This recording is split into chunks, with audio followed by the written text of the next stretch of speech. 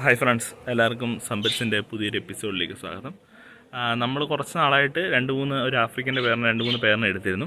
അപ്പോൾ അവരിപ്പോൾ എല്ലാം ബ്രീഡായി കുഞ്ഞുങ്ങളായിട്ട് ഇരിപ്പുണ്ട്. അപ്പം ഇന്ന് അവരെ ഒന്ന് കാണിക്കാൻ തരാം. അപ്പോൾ എല്ലാവർക്കും സമ്പറ്റ്സിൻ്റെ പുതിയൊരു വീഡിയോയിലേക്ക് സ്വാഗതം. നമ്മൾ കുറച്ച് നാളുകളായി എല്ലാവരെയും കേജൊക്കെ ഒന്ന് കാണിച്ചിട്ട് നമ്മളങ്ങനെ വലുതായിട്ട് വീഡിയോസോ കാര്യങ്ങളും ചെയ്യുന്നില്ലായിരുന്നു. പിന്നെ നമ്മൾ ജോലി തിരക്ക് കാരണം കണ്ടിന്യൂസ് ഇങ്ങനെ ചെയ്യാൻ ഒരു ബുദ്ധിമുട്ടായി. അപ്പോൾ അതുകൊണ്ടാണ് നമ്മൾ കണ്ടിന്യൂസ് ആയിട്ട് വീഡിയോസും ചെയ്യാതിരുന്നത്. നമുക്ക് മൊത്തത്തിൽ ഇപ്പോൾ ഒരു 4 പേർ ആഫ്രിക്കനാണുള്ളത്.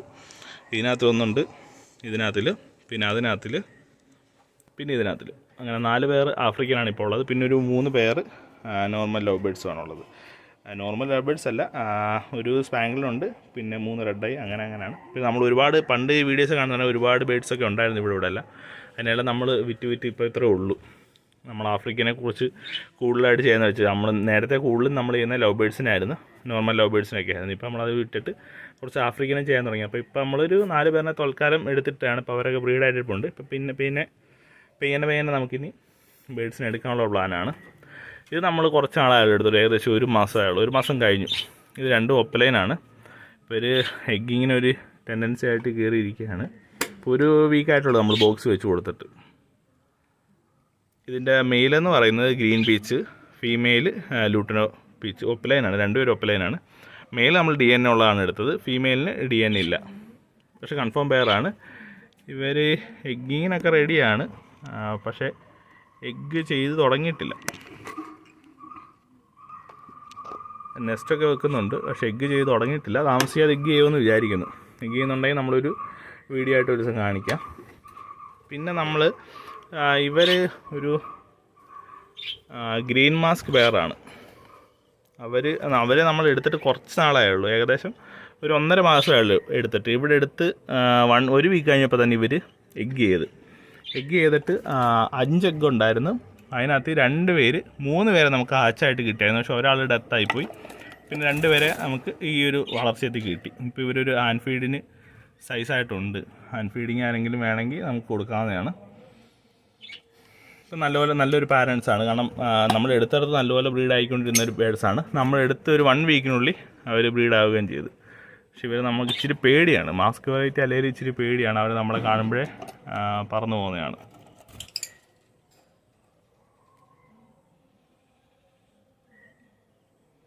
അങ്ങനെ ഇവരൊരു ഗ്രീൻ മാസ്ക് പെയറുണ്ട്. പിന്നെ ഇതിൻ്റെ ഇപ്പുറത്തുള്ളതെന്ന് വെച്ചാൽ മേളിലൊരു പെയറുണ്ട്, താഴെ പേര്. താഴത്തെ പെയർ ഇതൊരു ബ്ലൂ ഫിഷറാണ്. ഇവരെ നമ്മൾ രണ്ടും ബ്ലൂ ഫിഷറാണ്. ഇവരെ നമ്മൾ എടുത്തിട്ട് ഏകദേശം 1 വർഷത്തിൽ കൂടുതലായി. ഇവർക്ക് ഈ പ്രാവശ്യം ഫസ്റ്റ് എഗ്ഗിങ്ങാണ്. അപ്പോൾ എനിക്കൊന്ന് ഇതൊരു വയലറ്റ് മാസ്കും മറ്റേ 2 ബ്ലൂ മാസ്കും തന്നെ ആയിരിക്കും. ഇത് വയലറ്റ് ആണെന്ന് തോന്നുന്നു. ഈ ഇരിക്കുന്ന കുഞ്ഞ് വയലറ്റും. ബാക്കി 3 കുഞ്ഞുങ്ങളുണ്ട്. 6 എഗ്ഗ് ചെയ്തിരുന്നു. ഫസ്റ്റ് എഗ്ഗിങ്ങാണ് ഇവിടുത്തെ അല്ല, ഇവരുടെ ഫസ്റ്റ് എഗ്ഗിങ്ങാണ്. നമ്മൾ എടുത്തിട്ട് ഏകദേശം ഒരു 6-7 മാസമായിരുന്നു. നമ്മളൊരു 6 മാസം പ്രായമുള്ളതിന് എടുത്തിട്ട് ഫസ്റ്റ് എഗ്ഗിങ് ഇവിടെയാണ് ചെയ്തത്. DNA വെച്ച് എടുത്തതാണ് ഫസ്റ്റ് എഗ്ഗിങ്. ഇപ്പോഴാണ്. പണ്ടത്തെ വീട്ടിലൊക്കെ ഇവിടെ ഉണ്ട്. കുറച്ചധികം നാളെ എടുത്തിട്ട്. പണ്ടേ വീഡിയോ ഒക്കെ കാണുന്നവർക്കറിയാം. അപ്പോൾ എന്തായാലും അവർക്ക് 3 കുഞ്ഞുങ്ങളുണ്ട്. പിന്നെ ഇവിടെ ഉള്ളത് ഒരു ഒപ്പലൈനല്ല, ഒരു പീച്ചും ഓറഞ്ച് ബേസുമാണ്. ഈ ബോക്സ് ഇച്ചിരി തുറക്കാൻ ടൈറ്റാണ്. നമ്മളിങ്ങനൊരു സാധനം ഇട്ട് പെയ്യാണ് ഇങ്ങനെ തുറക്കുന്നത്.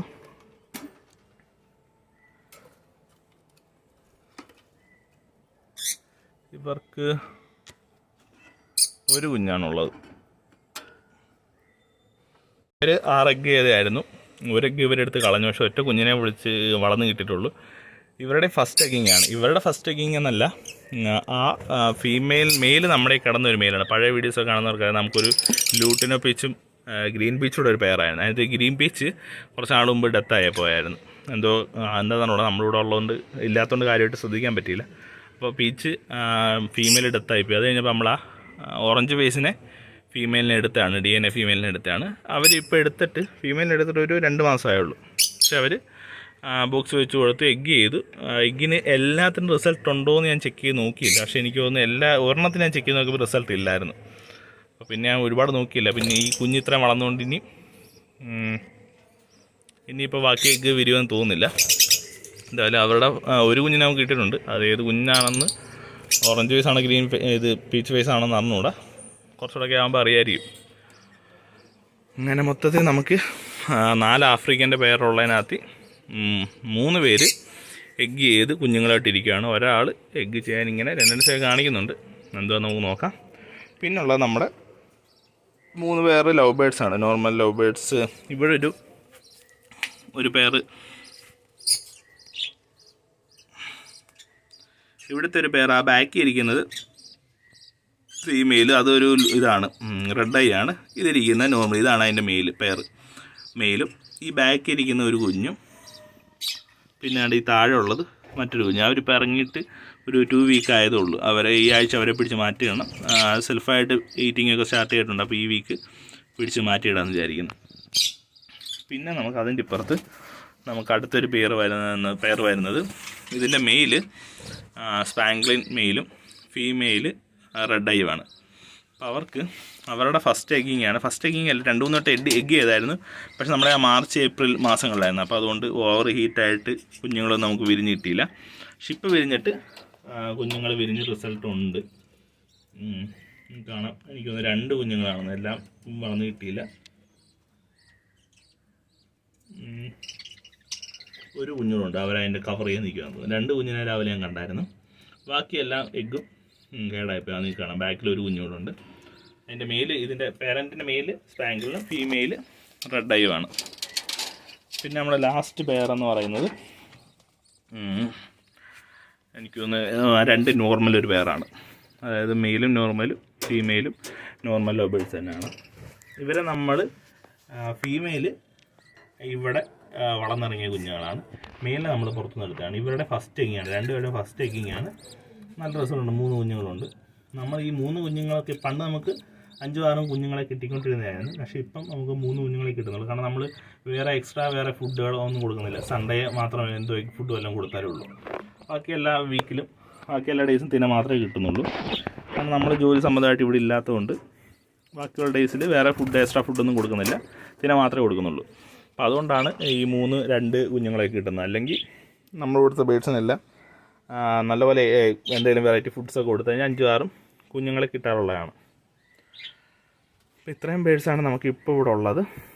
പിന്നെ നമുക്ക് ഒരു പെയർ വൈറ്റ് ഫിഞ്ചസ് ഉണ്ട്, ഒരു പെയർ കോക്കറ്റലുണ്ട്. അതിനെ താഴെ നമ്മൾ വേറെ കേജിലാണ് ഇട്ടേക്കുന്നത്. അവരെ ഞാൻ നിങ്ങൾക്ക് കാണിച്ചു തരാം. പിന്നെ ഇതാണ് നമ്മുടെ കോക്കറ്റലിന് ഇട്ടേക്കുന്ന കേജ്. പണ്ട് നമ്മൾ നോർമൽ ലവ് ബേഡ്സിനെ കിട്ടുന്ന കേജാണ്. ഇവർ 3-4 തവണ എഗ്ഗ് ചെയ്ത പേരാണ്. പക്ഷേ 2 നമുക്ക് റിസൾട്ട് കിട്ടിയിട്ടുള്ളൂ. ബാക്കി എല്ലാ പ്രാവശ്യം എഗ്ഗ് നശിച്ചു പോവുകയൊക്കെ ചെയ്യുമായിരുന്നു. അപ്പം നമുക്ക് ഇവരുടെ കേജ് തുറന്ന് നോക്കി. ഇവരിവിടെ ബോക്സ് ചെയ്ത് നമുക്ക് ഭയങ്കര സേഫ് അല്ല തുറക്കുന്നത്.